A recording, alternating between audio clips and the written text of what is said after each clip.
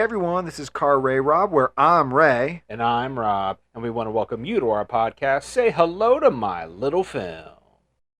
Hey there, it'll be just a little while till Ray and Rob spit their spittle. Come on, check out of the hospital. So grab some of your best peanut brittle. This will be a darn good transmittal. And say hello to my little film.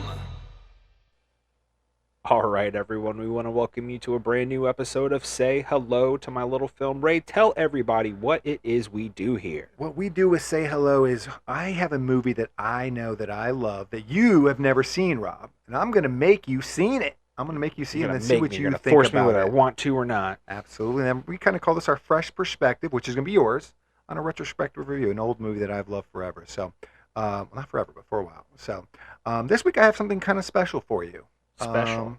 Special. Something. Is this we're doing a lot of heavy lifting? Well, maybe. Potentially. Oh, boy. Yeah, potentially. So this is a movie that, in a way, it brings up a very tumultuous couple days of my life that I'll share with us after in the next couple of minutes. But Okay. the movie kind of helped soothe me through some of this mental strain that I went through. Okay. Wait, the movie didn't give you mental strain. No. Okay. It helped soothe. Oh, okay. So this is like a light movie then. No. Oh. Oh boy. Yeah, no, I wouldn't call it necessarily light, especially what it's dealing with.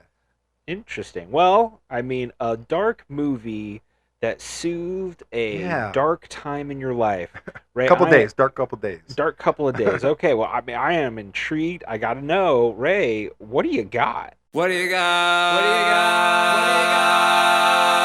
What do you got? All right, Rob, I want you to go back to high school. What? Hard pass. We're done. Yes. All right. Good night, everybody. Thank you. No, 10th what? grade specifically. Oh, at least for God. me. So, all right, I'll tell you why this was such a tumultuous time in my life. So, basically, the most mentally scarring, 3 days of my life in high school were the first 3 days of 10th grade because our summer reading had to do with The Lord of the Flies. And Lord of the the Flies. Lord of the Flies. And so those first 2 days of school, basically our teacher in our English class called people up one at a time, didn't tell you the order it was going to be, and he gave you a topic to talk about from the Lord of the Flies. It was just some random theme that you then had just to talk about for like 3 to 4 minutes to the Okay. whole class. Okay. Well, first of all, I hated public speaking back then. So for one, that was nerve-wracking. Sure. For two, not knowing what I had to public speak about was even worse. Definitely. And for three, I didn't read the damn book. So I didn't know anything about what I was going to have to go up there and ramble about. Okay. So what's the movie then that we're watching? Because if this was about Lord of the Flies, then what movie are we watching? Well, the book brought me such strain because for 3 days I was like, when's he going to call on me? What am I going to say? And then eventually when he did call me, it was about darkness. And it was like something that I heard enough people talk about it, I could fib my way through it. But what I had to do after that point was like, I have to at least go watch the movie Lord of the Flies so I can kind of mentally patch this scar over me, Okay. settle this anxiety. And the movie did that. It did settle this anxiety for me with the book. I kind of felt like I had a little bit of knowledge of what was going on. Thank you, Blockbuster. You were able to fudge your way through it because you watched the movie. You kind of did the Cliff Notes version. Basically, I don't even know if kids today even know what Cliff Notes are. They don't have to. They can just talk through their phones about the book they haven't read. But fair enough. But yeah, so we're gonna watch Lord of the Flies. Okay, I know there's multiple versions of this though. Yes. So which one are we watching? We're gonna watch the 1990s version because that's the one I watched. There's like a 1963 Yeah, I think version. it's 1963. I think That one's on the Criterion. I've never seen either one actually. So this is. I've seen them both because Okay. I do like the story, but so I've seen them both. But and a lot of people think that the 1960s version is better. I think they're pretty much the same, So Oh, sure. I prefer the one that's in color. As you do. Jeez. Yeah, so no, but I just Philistine. might as well prefer the one I saw first. So. Oh, no, I get that. I definitely understand that. So But okay. have you read the book? I can't Yeah, I remember. did. I did read the book. So that a little bit of full disclosure then on this. I am not a fan of the book. I actually wasn't really a fan of the book in high school. So that is going to be an interesting little thing here. Okay. Because I'm not a fan of the book, I'm interested to see if the movie can make me a fan. It's not so much that I dislike the story.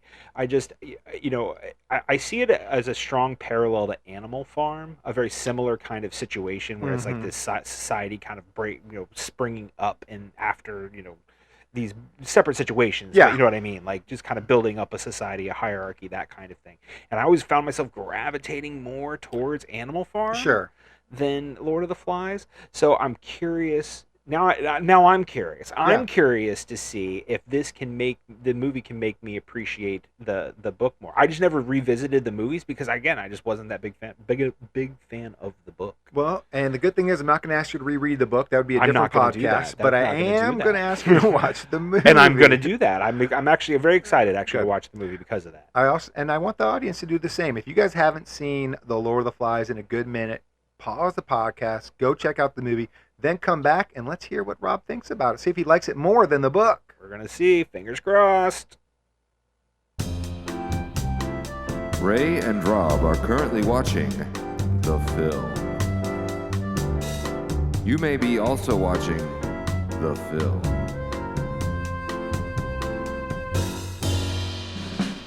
If you're not, then you're listening to me say that Ray and Rob are watching the film. They'll be right back when they're done watching the film.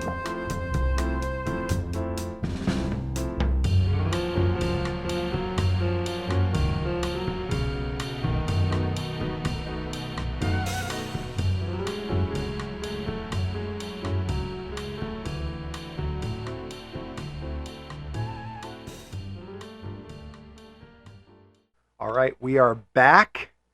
And Rob, I'm going to put you on the spot. I'm going to throw a theme at you that you were not prepared for and see how you handle it and see how you like it. Off. We are back at school. No. No. That's not how we're doing it. I'm not going back to high school. I did it once. I can't do it again. No, I'm not going to send you up on that stage and make you imagine people naked as you discuss the topic, which is the strategies that I was told to use and it didn't work. But anyway, but I do think, the book is so heavily themed and, Sure. and the movie tries to replicate that. So I do think tackling some of those themes is a good way of processing what the book's saying. So wish I understood that when I was in high school, but actually just wish I read the book so I didn't feel that way. But anyway, I'm not going to take blame for anything back then.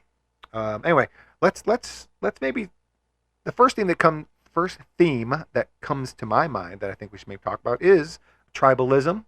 Sure. Well, Jack, yeah.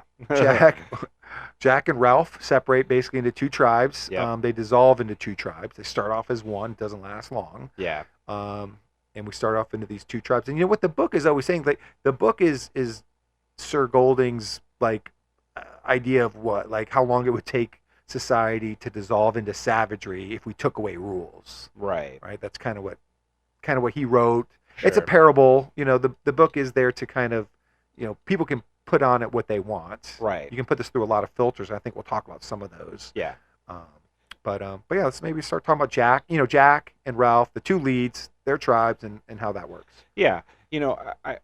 I would see a difference. I mentioned Animal Farm and being a bigger fan of Animal Farm than Lord of the Flies. And I think one thing that is, especially after revisiting the movie, because I will admit, obviously, it's been a long time since I've read the book. I have not reread it since high school and anything like that.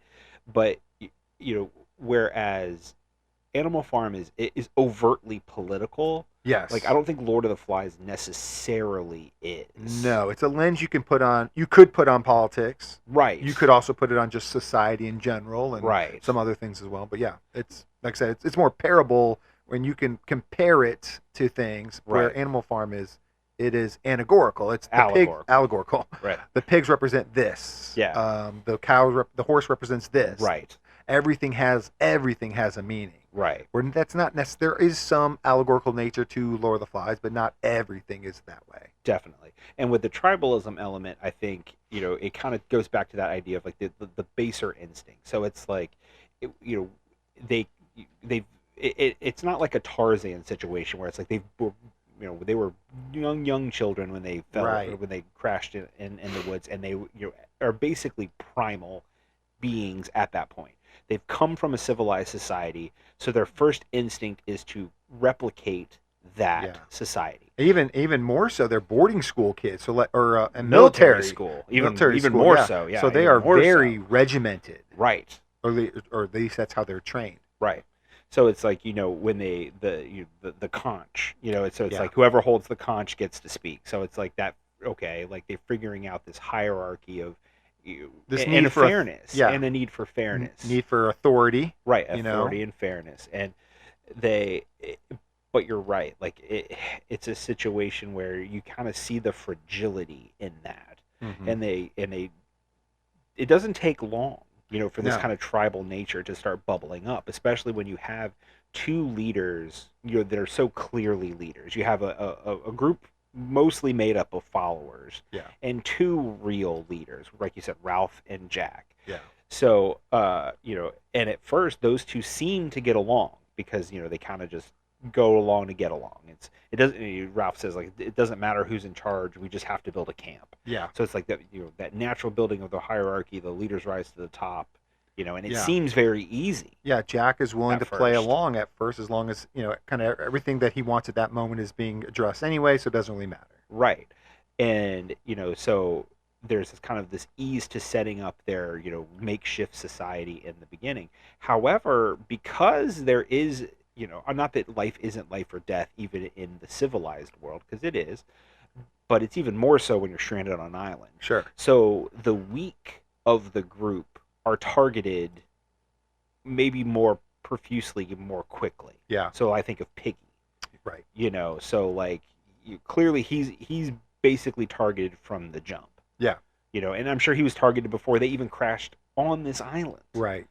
So, it kind of that the survival of the fittest thing starts kicking in quick. It does, and I think there's kind of a lot to be said for Piggy, because I do think Piggy is at least in the book. I don't know as much maybe in the movies, but I know Piggy is an allegorical type character too. Right. But yeah, I think he's they call him Piggy because he's the air quotes fat kid. Right. But Piggy also, like, he doesn't make his life easier necessarily, because he's not just the. You're right, like you said, he doesn't fit in, but he doesn't fit in because he voices his opinion. Like, he doesn't just fall in line. Sure. So he tells the people, even if some situations where I feel like he knows he's going to get pushed back, Mhm. he still voices his opinion. Right. He still throws, out there. He still corrects people, even though he's not necessarily in charge of them. Right. So he doesn't necessarily make his life easier, but I respect that about him. And I know a lot of people criticize this movie's particularly of making him too whiny a character. Right. And he is a bit whiny, but like I said, I it does take strength to do that too, especially with peers at that young an age, to call them out, to tell them, to call them on their BS. Right. So they maybe he does it in a bit whiny fashion. There is bravery there. No, absolutely. And I think it's easy for everything to kind of stay somewhat level in those beginning days. Yeah. Because they still, I think, in their minds, for the most part, have that idea of we're going to be rescued. Right. So it's like, what do we need to do to survive until we're rescued? couple And days. and what do we need to do to alert? So like the fire Yeah. and things like that. So it's like, what is our plan? And I think when you have that shared goal in the beginning, it helped keep that society together. So I think that might also be part of the parable. Yes. And once those goals change, Right. then things start to change. Yeah, that's really where this tribalism starts, is when Jack, who's, blonde hair, blue-eyed kid, he's going to be the villain, right? Right, of sure. this movie. But, for him, he starts to think, like, this is now forever. So Right. we are not going to ever get rescued. He voices it many times. He tells many of the kids that. He starts to, pollute their brains in the idea that they're never going to be saved. So Right. once his goals change now, right? Now is like, well, we don't need a fire for signaling help, because that's work. Somebody has to man that all the time. We have to constantly be getting wood. We have to Right. constantly be doing all stuff. Once that goes away, then his goals change. And once his goals change, he's no longer as willing to follow Ralph as the leader anymore, Yeah. because Ralph and him don't have the same goals. Right. And you can kind of see those cracks start to form. I I remember like when they're on the beach and they're talking about like, well, what do we do with somebody like a thief? Right. You know what I mean? Like, oh, and Ralph's like, well, maybe we'll come up with a system. And they'll be like demerits, and then one of them says like demerits for grand larceny. Right. Like Yeah. it, you know, it's funny because you're right. Like it's work, but it's setting up it's work. That's what it is. Yeah. It's just, setting up a society is not easy, Right. and I think that's kind of the thing. It's like so they kind of give into those baser instincts because and out of almost laziness. I As 100%. like a 100%. better word. I was trying to think of a better word, but all I could come up with was I think that is what it laziness. is. Being an organized society is hard. Yeah. So, and I think in a way, if you're again talking about themes, I think Ralph, I'm projecting this, but I think Ralph his tribe represents like society and civilization, and there's work and there's a schedule and there's routine and there's rules that have to be followed. Because Right. even when Ralph, like you mentioned, when Ralph even mentions giving demerits, I think he almost says like, "Can't believe we even have to do this." Like Ralph doesn't even understand why he should have to give out punishments, why people won't just naturally do this, Right. and that is a flaw of his. Sure. But so he represents society, where Jack is just more like savagery. It's just like Right. we're gonna do whatever it takes in this moment to survive this moment, and then we'll survive the next moment, and then the next. And there's no real plan. It's just get food, get fire, repeat. Right. Well, and obviously Jack's kind of able to manipulate through this idea of almost individualism, where Ralph is looking out for the collective, and Jack is looking basically for a good time. Yeah. Because I mean, he even says at one point, like when they finally really splinter, I'm looking for guys, I'm looking for hunters. And kids and guys that are looking to have a good time, Yeah, or something something like like that. I have it. Oh, here we go. Another camp for hunters and guys who want to have a little fun. Right. Like it's No rules. Right. And it sounds great. I remember we watched Hook. Yeah. And they talk. This Lord of the Flies play like Right. like daycare. This Lord of the Flies daycare, and like that's what kind of turned into. Right. In Yeah. this movie. It's almost like this weird daycare, but everybody's extremely violent. Yeah.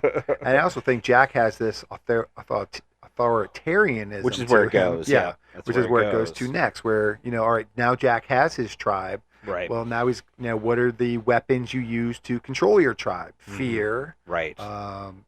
Corporal punishment is Right. one. They start Mhm. whipping kids. Like when he doesn't get demerits when you're in Jack's group. You get whipped to your back is Right. bloodied and bashed. Mm-hmm. But he leads by fear of the beast, which we can talk about in a little bit. This imaginary animal that lives out there. But there's fear of the beast, fear to starve. He just uses this fear that you need him. Yeah. Right, and that's another parable that you can project on a lot of insane leaders Right. throughout history Throughout- and not too Not- far distant not- history, right. but Present. Yeah, and that's kind of the point. It's like he lured a lot of those guys away with like, oh, we don't need to work, like we'll just go and we'll just Yeah. again rugged this individualism. We'll just Sure. go be ourselves. Who needs this crap? We're gonna go and we're gonna hunt and we're gonna eat and we're gonna party and that's it. Yeah. And again you're right. I do think that there is a bit of that.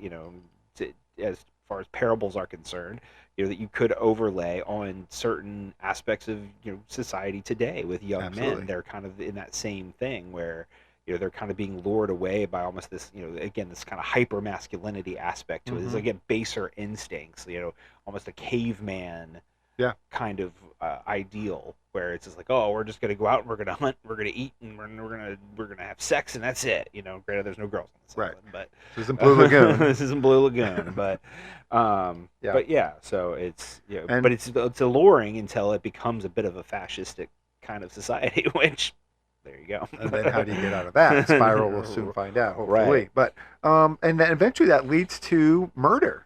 Right. I don't know how long the kids have been on the island at this point. Maybe a week, maybe longer. It's hard to tell. But it leads eventually to murder of Simon's character, who they're in the movie. They're just kind of like they're all in this craze. They're having a feast for one of the pigs they've killed, and their spirit gets the better of them, whatever. And as Simon is running on the beach, they mistake him for this mythical beast that they think lives on the island, and they just stab the hell out of him. Right. Yeah, let's step back for a minute with the beast, or the monster, whatever. Yeah, I was going to leave that for a separate theme, but yeah, let's do it. Well, yeah, well, it's just an interesting kind of idea, where you've got there is an adult on the island.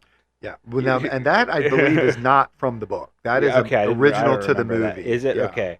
So In the book and in the 1960s movies as well, what they think of as the Beast is a pilot, but he's dead and he got caught in like these trees at the top of like one of the mountains. So like, and with his parachute and stuff. Sure. So when the wind blows, like the parachute can like almost make it look like he's moving and stuff. Oh, interesting. So that's kind of where the Beast like originates from in their minds in the book. And so in the movie, they've kind of it's been so long. yeah, and they pretty much do that exact same thing in the 1960s version of this movie. But in this movie, and which is some people don't like about this movie, is this added Captain Benson. Yeah. Where he's kind of running around the island, and I actually think it doesn't make the. I don't know if I've called it improvement or not, but like they hear there is weird noises they hear right, and I almost wish like they didn't show us that it was Captain Benson. I wish it was less obvious what the Beast was. Sure. But at least they do it, kind of explain it more. Yeah. Yeah, and again, using this idea of fear, because there gets to a point to the movie where I'm unsure if Jack. I feel like Jack knows that it's Benson. Yeah. But he's kind of weaponizing it. Oh yeah. And where the other guys don't know, he knows, or and is just playing into it. Yeah, and I think it's lovely that they don't really explain that necessarily, and they leave that up to you to believe. I kind of believe the same. Yeah. Like the moaning that they hear from the cave in the movie isn't all that scary, necessarily. Right, yeah. But they act like it is, and it is kind of maybe just like project your own fears, onto things and stuff. Right. But yeah, I think Jack, like, he needs the Beast. Right. You know what I mean? And I think going back kind of the tribalist aspect of it. Yeah, he by the third act of the movie, he really needs the Beast. Yeah. And so actually tying this back into the murder, so they end up killing Simon. Right. And they have a really graphic shot where they kind of show this little boy body in the waves, absolutely been stabbed and like destroyed. It looks horrible. They keep it on frame for a good minute. Yeah. But I think it's very interesting after that to kind of tie into what we were just saying about the Beast is like the kids are all like, but didn't we kill the Beast? Right. Because like a very interesting thing that they do in the movie is like they don't want to talk about it, right? So all the kids know that they've committed murder, and they're all kind of like, the twins are like, we left the party early, even though they weren't. They they contributed to the murder.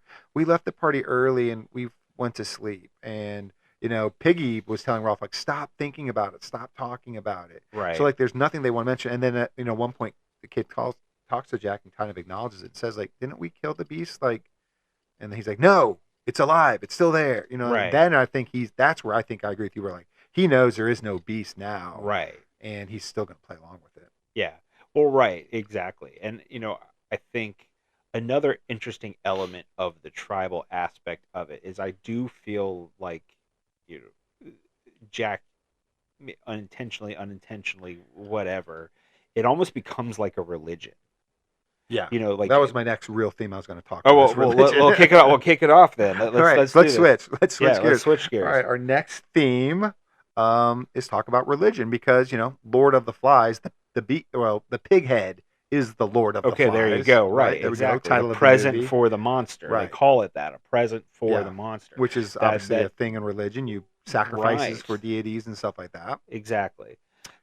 And that is kind of what Simon, that ends up becoming, that's why Simon gets murdered. He's kind of becomes obsessed with this pig head. Right. At least in the book. I think this is maybe a struggle in the movie. Yeah. Hair is Simon, but it's really hard. I kind of have in my notes, and this is one of those things, like, it's really hard to translate this like beast thing because as we were kind of already described a thing about the beast, but in a book it's so much easier because there's so much to be left to the imagination. Right. Like in the book, like, and they do it in the movie where like Simon is looking at the pig's head. But like in the book, like Simon goes on, like he trips out about this, and like when he runs to the beach, like he's absolutely like a madman. He's like coming through, like he's shaking all the bushes, and like that's why they attack him. It makes a little bit more sense. Yeah, I was gonna say in the movie that scene does seem a little odd because he's like running, like completely open, like on the beach, like out in the open. He's got a glow stick, Yeah, so it's it's like like you yeah, think the beast has a glow stick. So like, but yeah, for me, it kind of goes back to that religion aspect of it, and this kind of baser instinct because it almost becomes like a ritual. yeah, So like they're on the beach celebrating this kill. They say Roger's the pig, and they're they right, pantomime stabbing Roger as the pig, and it becomes very ritualistic. So they're kind of wrapped up in that, and then Simon comes running up right, along the beach, and so in that moment, maybe you can kind of say that when you're caught up in that kind of uh, you know like I said again, just kind of ritualistic tradition, you sure, kind of lose yourself, yeah, and I think that's maybe kind of what they were writing on in that yeah, scene. But I agree with you 100%. It did come off, at least the idea of them just running up and like not knowing that yeah. that was Simon, and not, that I agree was a Yeah, bit the wanky. that 1960s version actually of the movie does that a hair better. That Okay, part of it a hair better. I think the brutality is better in this 90s version. So sure, it's because like they get away you with could almost combine the it. two. But yeah, I definitely think that's what I think that's what the movie and the book are going for. That Jack is using this beast, as we've said multiple times, but like in a way that religion is kind of used to control people through fear at times. You know what I mean? Like Yeah, it's it's the whole idea of going to hell. It's kind of the same idea. Like it's back in the day that if you don't follow these rules, you're going to be in big trouble, kind of thing. And that's kind of what Jack is using. If you don't follow the rules, then you could be sacrificed to the beast, or the beast will get you, or whatever. right. However Jack wants to use it. But yeah, I definitely think that's a huge part of that. Yeah, I kind of think, in a way, fire is kind of like too. It's kind of like what you think of fire and how you worship it. sure. To me, like for Ralph, like as we kind of already mentioned, like fire is their escape. Like that's their Right, should be. salvation. Yeah, yeah. Like he praises the fire because that's his salvation. Where Jack, it's more like, what can I get out of this? What does it do for me? For Jack, fire's cooking. It's only like how it helps him. Right. Again, I think that's stuff that people take from religions. Like, does it mean like, what does it mean for everybody? Is it salvation for everybody, or do people just take out of it what they want for them? You know what I Sure. mean? So Yeah. again, I think that's part of the tribalism. That's part of how they use religion in this. So, again, it's all parables. You can take whatever you want from it, but Yeah. you know, Well, and I also think, just from the beginning sequence where they try to light the fire, kind of the fire spreads and is burning that tree. yeah, I think they go back to that burning tree, and there's like a shot of the burning tree silhouetted in right, or like the early morning sun, or maybe it's late night sun, I don't know. But it kind of felt maybe like a bit like a metaphor of like this society that they were trying to create, yeah. where it's just, It's not going to work. you're right. It's just, you're right. Like it kind of becomes this gnarled beast. Burning too hot. Yeah, Right, right. Um, and obviously it's easy to get wrapped up in religion, especially the more desperate you get. And like kind of going, and I think that goes back to your first theme you talked about, and even in this one, I think religion in general preys a lot on desperation. yeah, And I think that was, an easy way for Jack to lure more and more of right. Ralph's side. Because, I mean, by the end, it's like they're all over there Yeah, except they for are. Ralph and Piggy. And some are very reluctantly. Right. Like the twins are hungry, and the twins, they don't really want to go, Yeah. but they go, and they never really go in full spirit. Like you can always tell, like they always kind of want to come back, but they just don't really know how, Yeah. or if they should. Yeah. But yeah, that's how you lure. You can lure more and more people over and stuff like that. Yeah. And Rob, maybe there's one more thing I want to talk about, or maybe character, but there's a couple things I want to branch off of this. But let's talk about Piggy again. Sure. We mentioned him a bit. Yeah. The fat kid who kind of won't.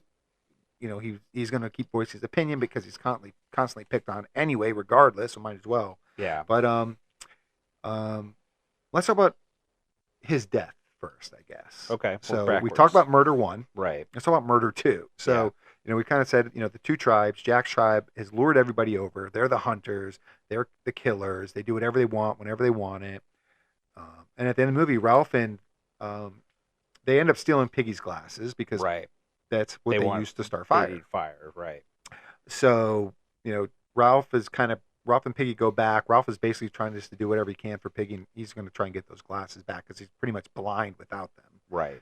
And eventually, the kids end up just throwing a giant boulder Yeah. type thing, and it hits him right in the head, Yeah. really violently Yeah. in the movie, and pretty much kills him instantly. Yeah. I mean, it's so interesting because there's really two deaths, and they're both pretty brutal. Very. You know, I mean, Yeah. and so it is interesting though that kind of by the end of it, not that it's a good thing, or bad or whatever, a good thing. There's only two kids, but you know what Yeah. I mean. Like, Yeah. no, none of them are. No death is good, but you know what I mean. It's just like this idea that this got very violent, I guess, and there were really only two casualties by the end. Now, granted, again, I'm not sure how long they were on this Yeah, island. it's hard to Obviously, they say. would have kept going, but yeah, I'll go out on a limb and I'll say Piggy's probably my favorite character in the movie. I think I like to hear that. I think he's maybe the most interesting. Yeah.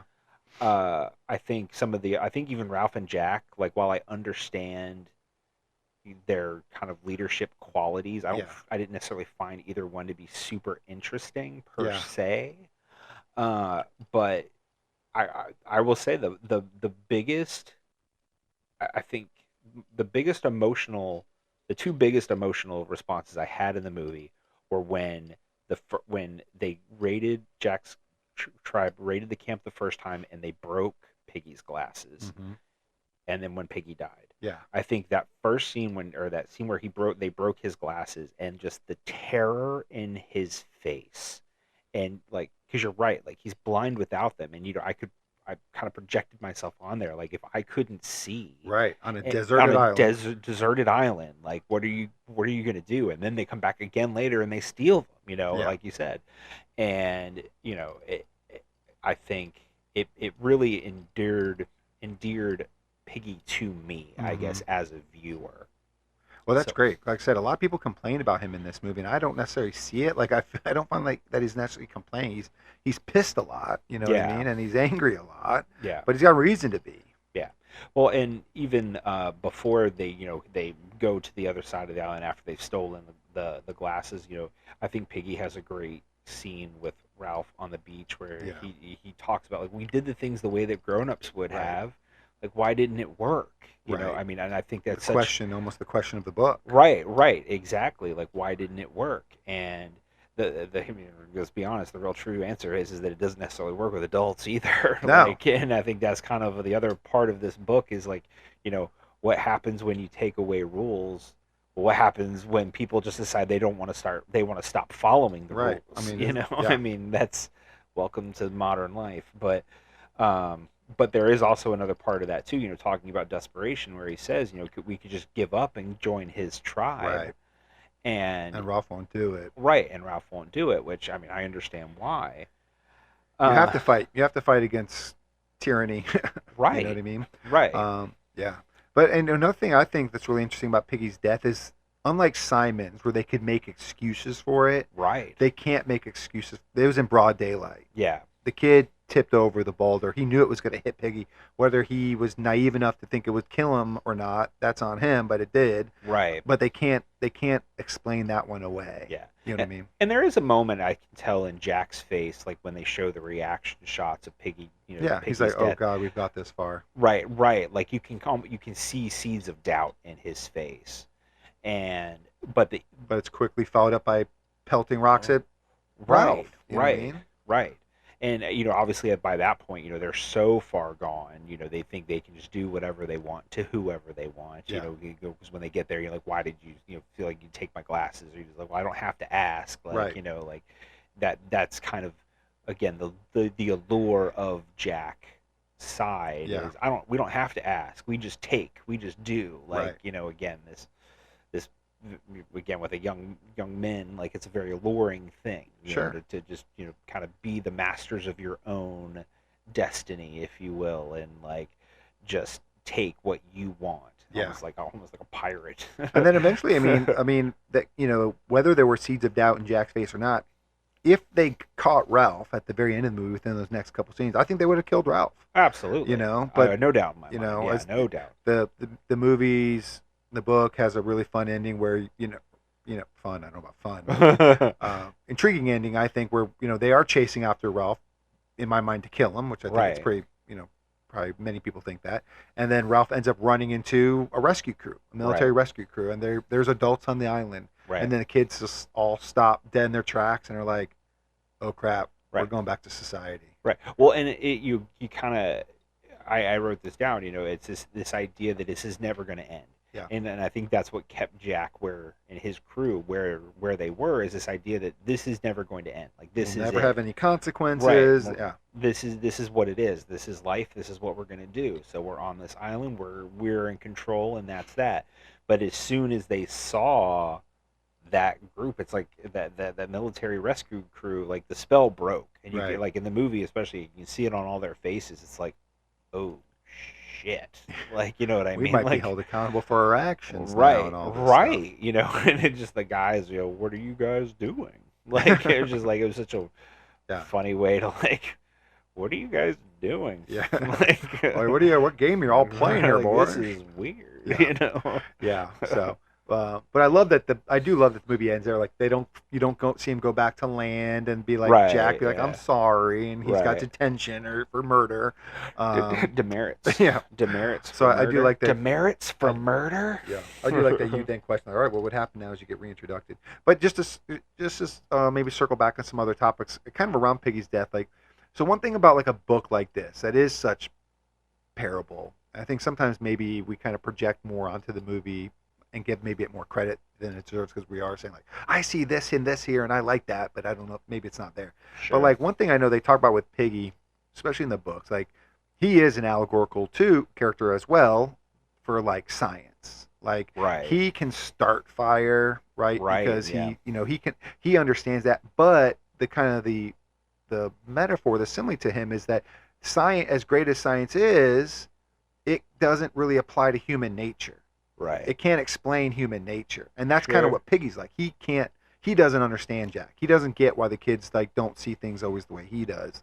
Right. So like so at the end of the day, in a situation like this, he's kind of useless Mhm. because he doesn't like science can't help you on this deserted island in a way. Well, yeah. Well, and especially when rationale Right. is out the door. Right. You know what I mean? Because Where it can't explain human nature. It can't predict human Right. nature. It can't explain human nature. It's not useful in that way. Yes, it can start a fire. Yes, Right. but it can't predict what's going to happen next in these kind of situations. And I think that's interesting. But like, so I guess my question around that is like, I don't know if that comes across necessarily in a movie like this. Yeah. So like when that kind of stuff maybe gets lost, or just it's really hard to make those connections. Like, how do you rate a movie like this when there is so much projecting on it that you have to do as a viewer? Yeah. Eh, I definitely, I do very much like movies that obviously not have to be decoded, but Yeah. that you can put your own, Yeah. project your own thoughts onto. I think that's what great thing about movies is you can take things from it that you see in it that maybe somebody else doesn't, and it can be interpreted a lot of different ways. Right.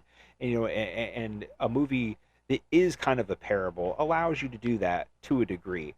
But I do think something like going back to it, but like Animal Farm, like I Right. feel like you can do that a little bit more with something like Animal Farm than you can with Lord of the Flies, just because like I do feel like Lord of the Flies is based on very basic ideas. Mhm. They're deep ideas. Yeah. You know what I mean? Like, Yeah. I'm not saying that they're not, this idea of, like you said, kind of human nature, what happens to this, society that you're building on this island.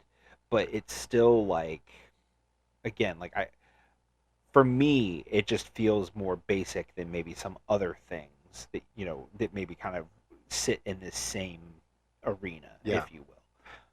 Yeah, I think for me, like I'd have to think like it's been a while since I revisited Animal Farm as well. Yeah. But I wonder if I would see that if like it's only politics that I can put this landscape on.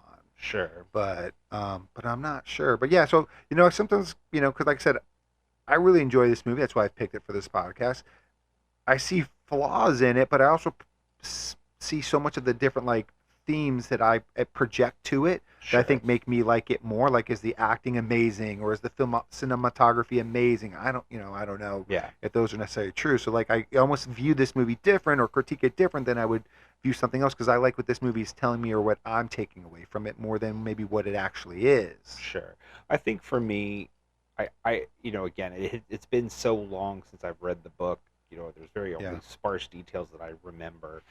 But I do think with a movie like this, there is stuff that it just doesn't come across as well. Mhm. Like some of the stuff that does give it that extra depth. And I think that might be what I'm kind of what I was talking Yeah. about a minute ago. Maybe it's like the book versus the movie. Sure.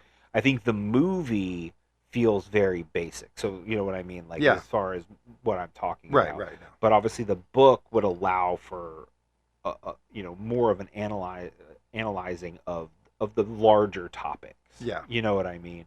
And like you were talking about with Piggy and this and representing science and things like that, like that doesn't necessarily come across in the movie. I mean, he didn't No. even start the initial fire.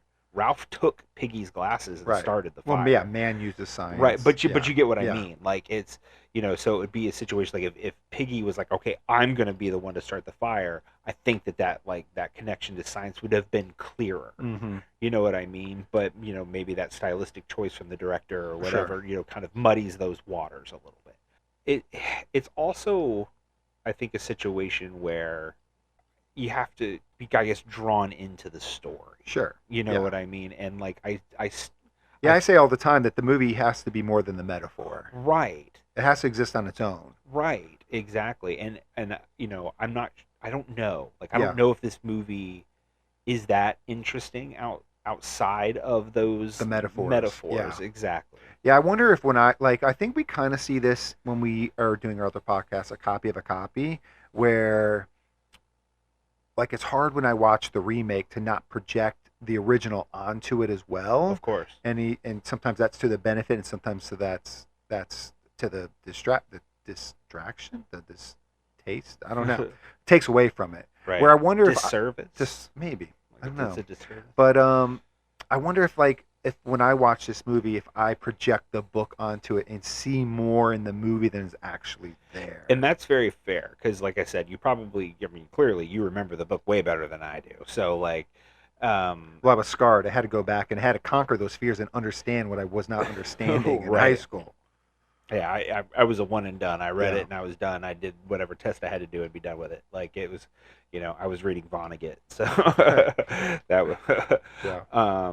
But yeah, I think, I don't know. Like I said, I think there's that for me. I do Yeah, think I that think it like makes some of the sense. kids' performances were kind of like, okay, Yeah. you know what I mean? They're Like, kids. yeah, they're kids. It's, like- that's tough. yeah, and it is tough, but I think I still say Piggy is probably my favorite character in the movie. I think he did a good job doing what he needed to do, Yeah. and like I said, kind of eliciting those emotional responses. Where I do feel like at other parts of the movie, like I feel like I'm supposed to feel something, and I don't know if I necessarily did. Yeah. I do think that I think all the kids had good scenes. Yeah. You know what I mean? Like I think Jack had really good moments. I do think Ralph had really good moments. They have a lot of nice moments with some randos. I think where they're talking about what's on TV or what time is it, or, right. And I think that's also a thing is like so many of the kids felt faceless. Yeah. Like you said, the twins were memorable because they were twins. Yeah. You know what I mean? It's just one of those things. But there were like so many, because I remember like the one time when they come back, and after Jack's already started this other tribe, and Ralph's got half a dozen kids with him still at that point, Yeah. and like or more, and I'm just like, and then all of a sudden they're gone. Then he's got 6. Yeah, and you're then he's like, got "What?" like Yeah. a This- couple, and then it's just like him and Piggy. I'm like, what the heck's happening? Like, Yeah. where are all these? Are they eating them? What's happening? Yeah. So Yeah, like, they're not showing that they've gone to Jack's. I totally Yeah. agree there. so like I feel like in some of that regard, some of the story elements kind of get lost, and Yeah. so maybe if I did remember the book better, like maybe if I revisited the book now, Right. I would see the movie in a different light. Well, let's ask the ultimate question that we always have to end this podcast with, Rob. I've told you that I really like this movie. I've explained why. You've got to now see this movie. Now, Rob, what do you think? Do you like The Lord of the Flies, and would you recommend it to other people? I think the most interesting thing that I took away from this is as I just said, that I might consider rereading the book Sure. because again, I remember just not really being into it in high school, but watching the movie made me think, maybe it Yeah. deserves my time. Right. Kind of going back and kind of maybe It's not a rereading very it. long read. No, and it's not a very long movie. No. I mean, and that's kind of maybe part of where I'm gonna have to say I didn't really enjoy the movie Mhm. is I feel like it needed more time. Sure. And I think that I appreciate the ideas. I obviously the idea of the society breakdown, or you're being stranded on this island, Exploring having that. right, all of that stuff is super interesting. And I feel like the movie rushed so much through some of that that I didn't connect to it the way that I feel like I should have. And I think I was able to grab onto characters here and there, Yeah. Piggy more so than anybody else. But like I said, a little bit of Jack, a little bit of Ralph, who I like Balthazar Getty, like as Right. an actor. We watched Blue Velvet. I talked about showing you Lost Highway. He's in Lost Highway. Like he's a good actor and he's good in that, and I like him. And so I wish there was more. I got more from him. Yeah. Um, but like I think the big emotional scenes hit. The like I said, when Piggy's glasses broke, that was huge. When Piggy died, that was huge. Yeah. When Simon was stabbed to death on the beach, like it felt big, it felt huge. So those moments did hit, but I just feel like as a whole, it just didn't resonate with me. But maybe again, if I read the book again, Okay, there's a door there's open. a door open. If I Maybe. read the book again, maybe, and then revisit the movie, and maybe I'd also revisit the one from the 60s. Yeah. It also made me want to do that. Made me think, maybe I do want to go watch the one from the 60s because, again, like I feel like there was that spark where I feel like I appreciate the base story a little bit more. The movie just didn't nail it. All right. Well, now you've got it. You have to read the book, Right. watch the 1960s version sometime before the end of the year, and then come back to us on what you've been reading and tell us, or what you've been watching, and tell us about it. Definitely going to do that. All right, Ray. Well, we know you loved The Lord of the Flies, hence why you recommended it to me in this episode. But I got to know, what else have you been watching? You know what I was able to check out on Max was the Christopher Reeves doc. Oh, Christopher Reeves sure. doc. I Yeah. remember the trailer for that. Super hype dash man. Yeah. It was really good. I really enjoyed Awesome. it. It's not too long, so it's a nice crisp watch, but definitely has some good tearjerker moments Yeah, I in can there. But imagine. it was really cool, I think, to see Christopher Reeves as more than just Superman, because like I hate that tight cast probably hit him, but that is how I envision him too. Like, Right. that's just where you see him the most, and he did such a great job with it. But it was really cool to see like what he did post accident too. Mm-hmm. Not he directed, he Right. acted in the Rear Window Yep. remake, and just everything he did for like paralysis, like funding and research, and like Yeah. really cool. Definitely some tearjerker moments. The kids are in it. His kids are in it. So Yeah.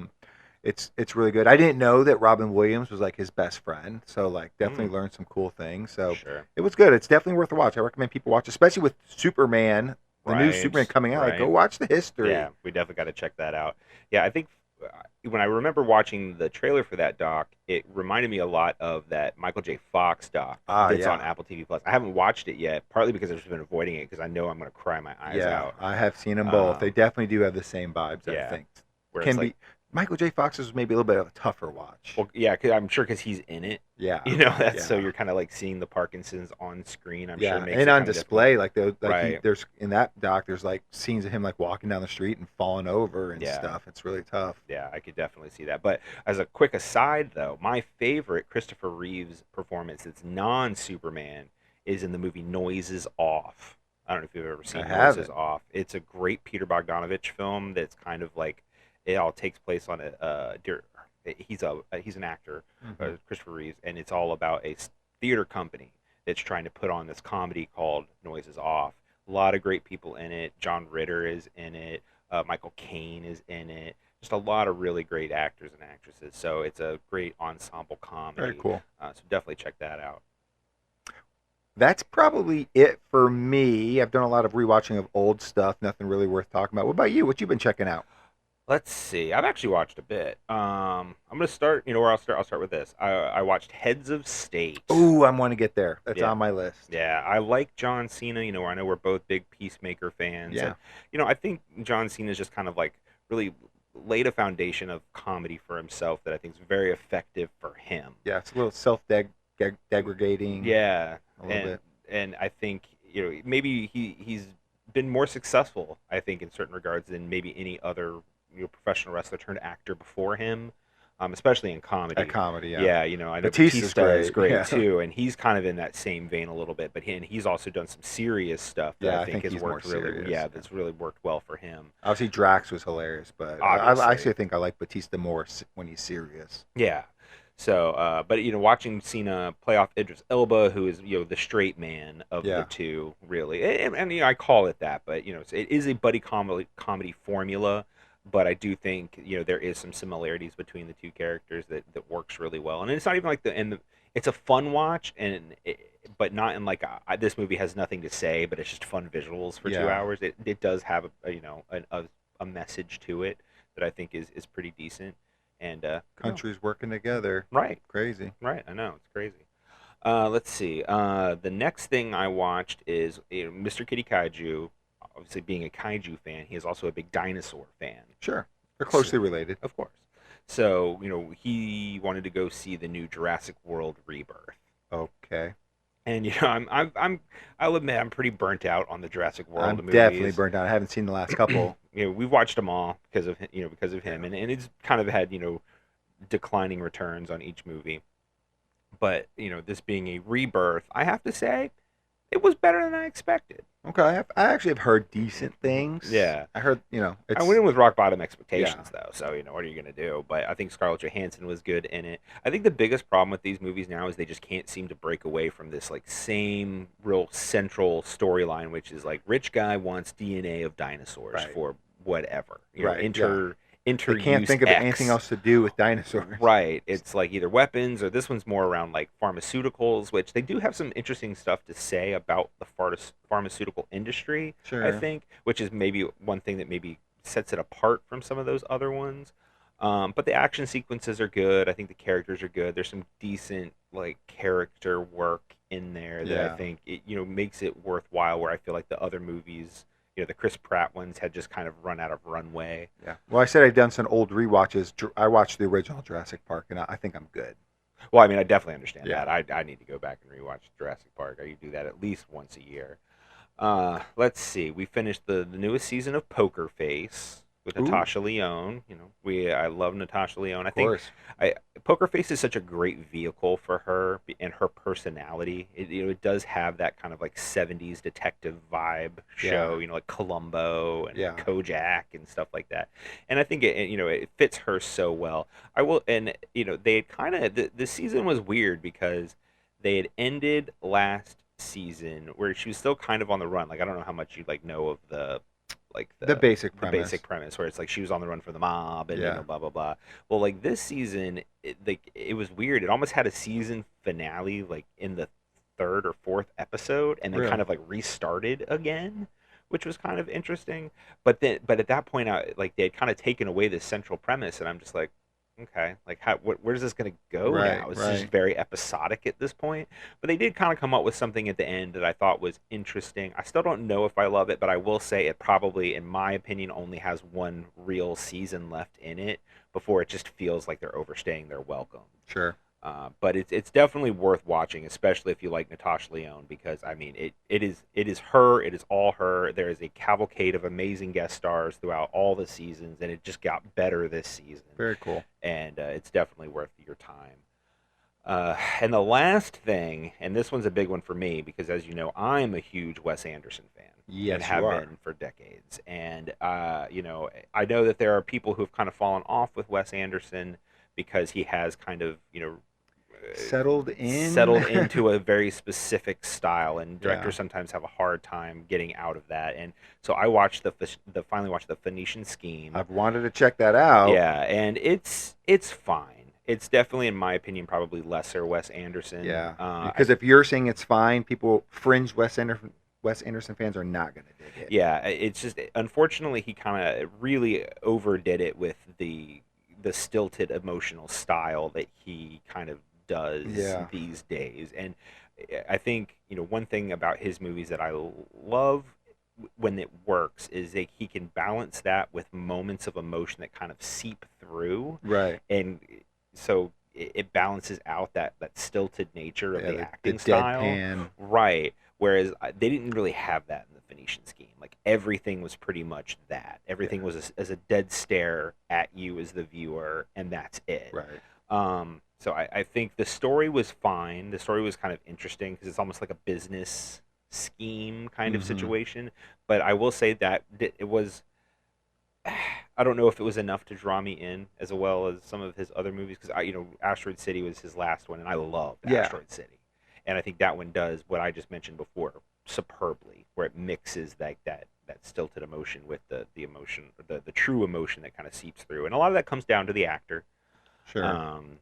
And we've kind of mentioned this, but I almost kind of feel like I wonder if kind of feels like sometimes Wes Anderson falls into the trap of being Wes Anderson, and I wonder if actors in his movies fall into the trap of doing what they think actors in his movies should do. Well, sure, but I mean, he, in the end of the day, he's directing the actor, responsible so for that. he's if he doesn't want them to do that, then he needs to say that. And I imagine he does. He strikes me as a guy who's very controlling on his sets as far as but he is that getting kind of bigger and stuff bigger goes. actors. It's like, all right, am I going to tell, how much are you going to correct Tom Hanks? Be like, Right. All right, Tom, I trust you. Right. But the funny thing about that is a lot of those actors are barely in the movies. Yeah, that's There's true. he gets so many people in his movies. A lot of them are in there for a scene. Yeah. But, one thing I will say on the plus side for Phoenician Scheme is, even though he has kind of gotten in this visual rut that he is in, he still manages to create visuals that you haven't seen from him yet. And that's pretty amazing still, because there's different setups, different camera motions, things like that kind of either harken back to old Wes Anderson or some kind of a hybrid of the two. But at this point, I give him the benefit of the doubt most of the time, and even if one comes off, because I wasn't a huge fan of The French Dispatch either. That was like kind of a middle ground Wes Anderson movie for me. He usually is able to come back with something, so I'm looking forward to see what he does next. All right, Rob, we've pretty much wrapped up this conversation on The Lord of the Flies, but I still have the conch, and whatever I say, people have to listen to. And what I'm telling people to do right now is to like the podcast, subscribe to the podcast, leave us a 5-star review. If they do, we're going to read it live on air someday. They can also email us at carrayrob@gmail.com, and they can reach out to us on Blue Sky. Now, Rob, I'm going to give you the conch now. Okay, perfect. I was going to say, do I get it now? You get. I get it now. All right. If there is a comment section on whatever platform you are listening on, I'm going to virtually throw you the conch. I'm going to throw you the conch, and I want you to leave us a comment and let us know what you think of Lord of the Flies. Book, movie, either movie. Let us know what you think. What's your favorite version, or do they all stink? By all means, let us know. Please do. We will be back next week with this month's episode of Hello Movies, My Old Friend, where Ray and I will be revisiting the 1987 heist comedy Burglar. And we will be doing Bobcat impressions the whole time. The whole time. I'm a huge Bobcat Goldthwait fan. Seen him live doing stand-up. It's amazing. It also stars Whoopi Goldberg, prime Whoopi Goldberg, Absolutely. I think, if I do say so myself. But it has been a long time since either one of us has watched Burglar, and we loved it as kids. So we are going to revisit this movie. I think we're going to love it, but maybe not. I guess we'll see. A lot of these movies we've come back to, we haven't I know. necessarily liked. It is definitely a toss-up. But then we will be back in 2 weeks, and it will be my first episode of August of Say Hello to My Little Film. And it'll be back to me, as I said, and I have something I am very excited to show Ray. Something I've been wanting to show him for a while, and I'm very interested to see if he's going to like it. But you are not going to want to miss it. So until then, this is Car Ray Rob. Where I'm Ray. And I'm Rob. And remember, be defined by the films you love, not the ones you hate. Hey there, it'll be just a little while till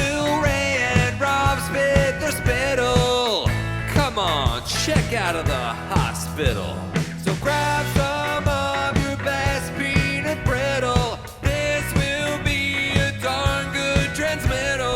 And say hello to my little film.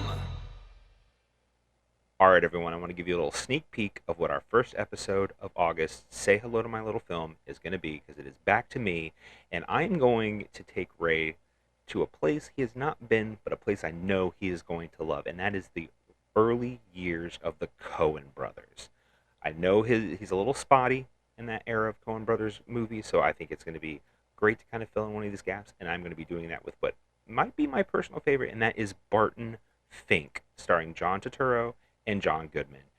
It's just an amazing movie about the writing process and the pitfalls of it, and just the movie making in general. It's a lot of fun, and I think Ray's going to love it. You are going to love it too if you have not seen it. By all means, check it out, and we will see you in 2 weeks.